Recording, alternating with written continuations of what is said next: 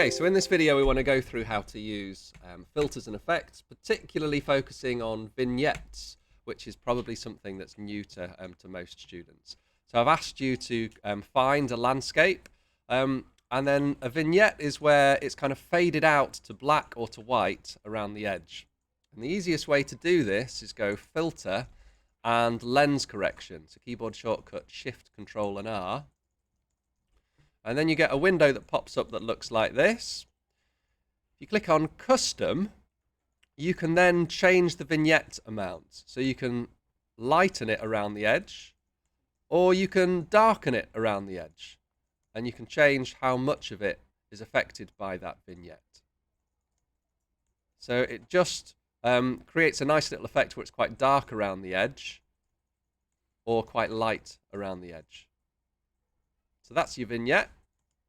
Once we've got that, you can also experiment with other filters. Liquify is quite nice. It works in the same way as your brush.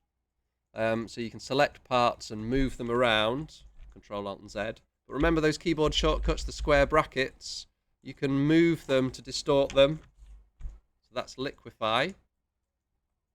But the other effects that we're after, like stylize, monochrome, color toning, sharpen, all of those, you'll find them under filter. So if we go for sharpen and sharpen, you can experiment and see what happens.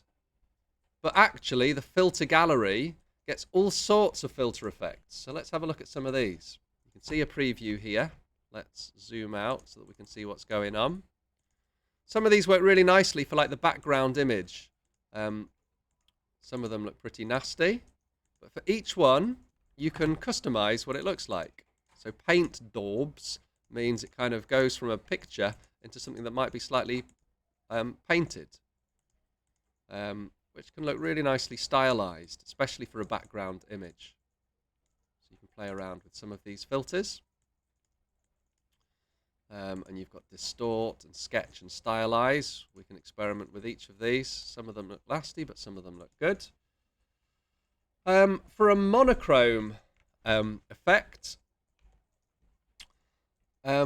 then you can change the whole image to monochrome if you go Image and Mode and set it to grayscale up here. So this is often what happens when you make a new image and by accident you change it to be grayscale, because grayscale doesn't support color, RGB color.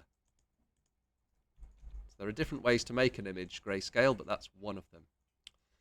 Another way to make just one layer monochrome rather than the whole thing would be to add an adjustment layer. So that's this one down at the bottom. And change the hue and the saturation. So saturation means how much color is there. So think of an extreme fake tan being oversaturated, and black and white with no saturation. That's how you can get just one layer saturated. If you're doing just one layer, you probably want to tick that button here, which means that this adjustment tool will only apply to that layer underneath.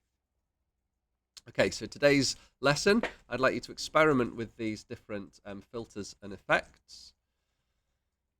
And we're always trying to enhance and increase the visual appeal of a